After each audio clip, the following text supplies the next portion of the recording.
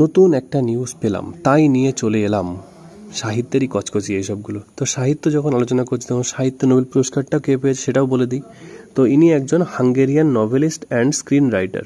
তার নামটা হচ্ছে লাজলো কিছু একটা, আমি জানি না, এটা আই এম সরি, আমি এটা উচ্চারণ করতে পারবো না। তো has won this year's Nobel prize in লিটারেচারে ইনি নোবেল প্রাইজ এই বছরে পেয়েছেন। অ্যাওয়ার্ড কিসের জন্য দেওয়া হয়েছে? For his compelling and visionary oeuvre that in the midst of apocalyptic terror reaffirms the power of art. এটাও খুবই কঠিন জিনিস একটা, মানে এই ছোটো মাথার মধ্যে এত বড় একটা জিনিস ঢুকবে না।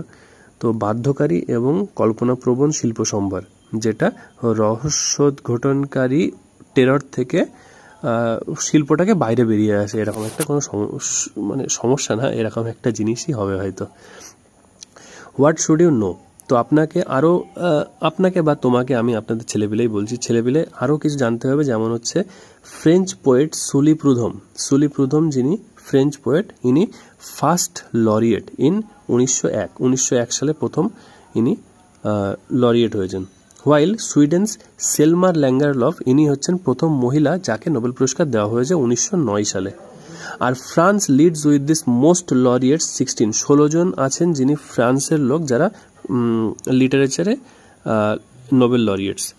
আর while 18 women have received the award in its 24 years history.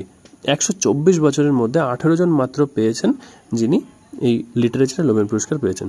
Some greats, কিছু ব্যক্তিত্ব যাদের বলা হয়, যেমন Leo Tolstoy, Virginia Woolf, James Joyce, এরা কোনোদিনই অনার্ড হননি, ওয়ার নেভার অনার্ড।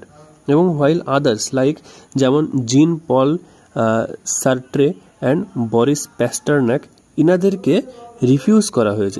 ইনারা হয় রিফিউজ করেছেন, আর না হলে ওদের ফোর্স করা হয়েছে রিফিউজ করার জন্য এই নোবেল প্রাইজটা থেকে বিরত থাকার জন্য। তো এটাই আজকের নিউজ, এইটুকুই থাক, শর্টের মধ্যে দিয়েই বলে দিলাম। আবার নেক্সট কোনো একটা শর্টে অন্য আর একটা ইনফরমেশন নিয়ে চলে আসবো। Thank you so much.